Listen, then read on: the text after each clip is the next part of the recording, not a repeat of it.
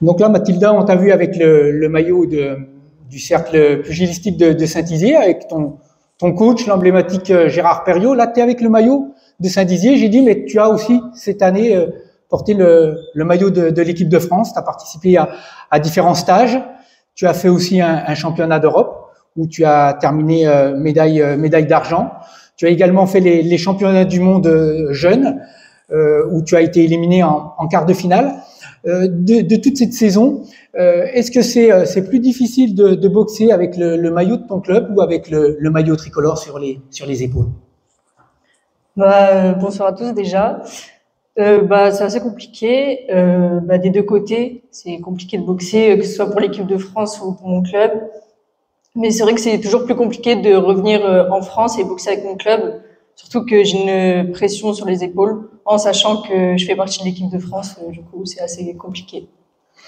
Justement, cette équipe de France, quel souvenir tu gardes de tes compétitions que tu as fait? Une médaille d'argent, petite déception, tu perds en finale contre une Anglaise, il me semble. Petite déception de pas avoir remporté ce titre.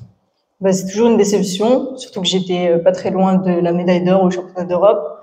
Mais après, c'est toujours une très bonne expérience et il faut prendre sur sa défaite. Là, on sait qu'à Saint-Dizier, il y a toujours des champions ou des championnes de boxe. T'en es l'exemple. Il y a aussi Clotilde Delben. Est-ce que tu prends exemple sur elle? Est-ce que tu ambitionnes comme elle de devenir boxeuse professionnelle? Pour l'instant, la boxe professionnelle, c'est pas dans mes projets. C'est surtout de rester en boxe amateur. Du coup, je me base surtout sur Jackson Chaney, qui a fait partie de l'équipe de France et qui a aussi participé aux Jeux Olympiques de Sydney en 2000. Et puis tu as à Saint-Dizier quand même un entraîneur emblématique, c'est Gérard Perriot.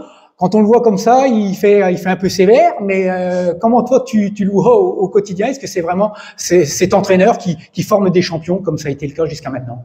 Alors, c'est vrai que l'extérieur il paraît assez sévère, mais Gérard Perriot il est très très gentil, à l'écoute des sportifs et franchement c'est un très bon entraîneur, très bon formateur surtout.